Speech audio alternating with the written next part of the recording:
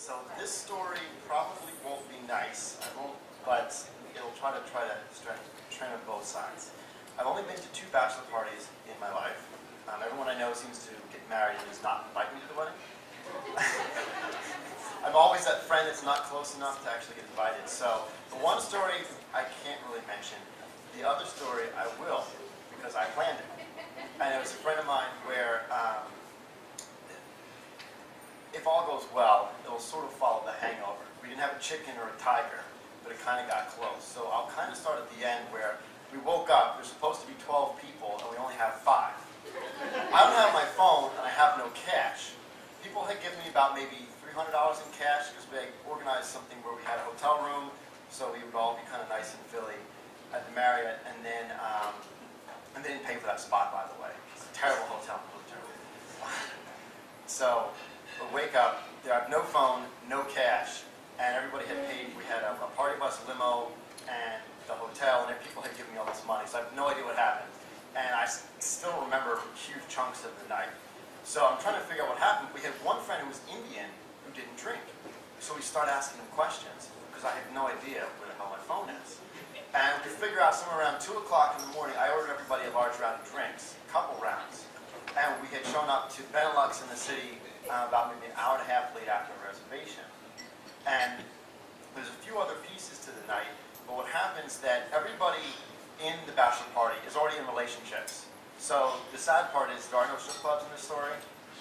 There's no champagne room. There's no crazy, crazy stuff. Nobody ends up on stage with their belt being whipped or anything like that.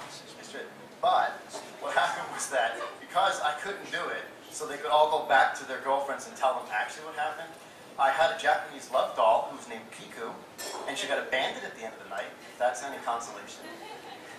And what happened was that this doll comes out, we start on a journey in the limo where it's the idea that my friend is going on his date, so he has the start. So the first date, they went to a Chinese restaurant, so he rubies his date at the Chinese restaurant. We go to bubble tea.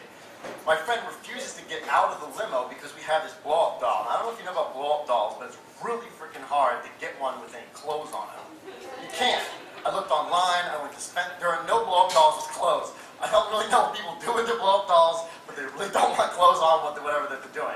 I did get, though, a dress. I buy one, get one free for a dress to put on this doll. And one of those beer packs, like a six-pack around a belt, so that my friend is blowing up the doll to start the night up. But we don't have an air pump because I was pretty careful of planning, but I forgot that part of it. So my friend is now blowing up the ball by mouth. The thing is, when you look at a blow-up doll, you wonder, where is the little air hole? It's not at the mouth. So we now have this doll halfway in the air. He's kind of managing it, and there's 12 guys choosing to do whatever they want with the blow-up doll, which I thought would be kind of interesting. But since we stopped in Chinatown as our first stop, because it was the first date, unfortunately he has a really kind of cool love story too, but it's not as funny, so I'll kind of leave that part out. And he refused to get out of the limo.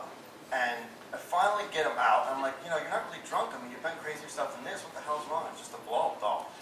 I've never seen so many Chinese people flip around on one street. It was pretty much like you have like a really hot girl on your arm, but this was a blow-up doll. People literally just kind of go the whole way through Chinatown. And then we kind of went to a number of other stops. I kind of figured out that with the slanted eyes of the Japanese blow-up doll, there may have been some cultural issues. This is not politically correct, apparently.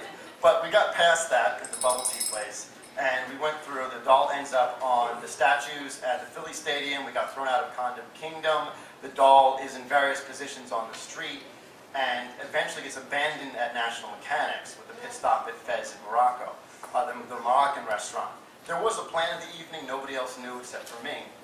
And what happened was that the doll ended up making everybody very, very happy at the very end of the evening because it got abandoned by my friend, who just suddenly tossed her in an alleyway. You'd think some interesting things would happen to a blow-up doll in an alleyway, but people then started taking pictures with it. And the rest of the evening kind of went on from there. But we had to patch together a lot of different pieces because I didn't know any of this had happened. I just had no cash and no phone. I'm looking around the hotel room. There were, again, 5 guys out of 12. And then we sort of figured out what happened to a couple that left early. The Moroccan restaurant, I had brought lots of ones. Now, For anyone that knows Moroccan restaurants, they do have belly dancers. You're supposed to tip them. I thought I was being kind, that everybody would not have ones, it would be tipped. Well, as I'm struggling to get the ones out of my pocket, everybody is like pulling my hands down. They think that I'm trying, like that there's some kind of stripper going on. And while this is happening, the table, which everyone's sitting on, starts flipping over with the wine and the food, which we're supposed to be eating.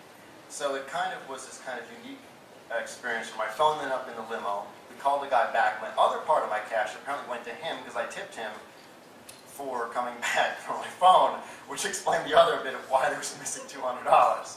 So there's a few other parts of the story that I've censored for the more delicate in the audience. But the result was that everybody could tell all of their girlfriends what happened, and there were a few other nice moments where the blow-up doll ended on a carriage. So one of the little carriage rides in the park. So that's my story. Romantic.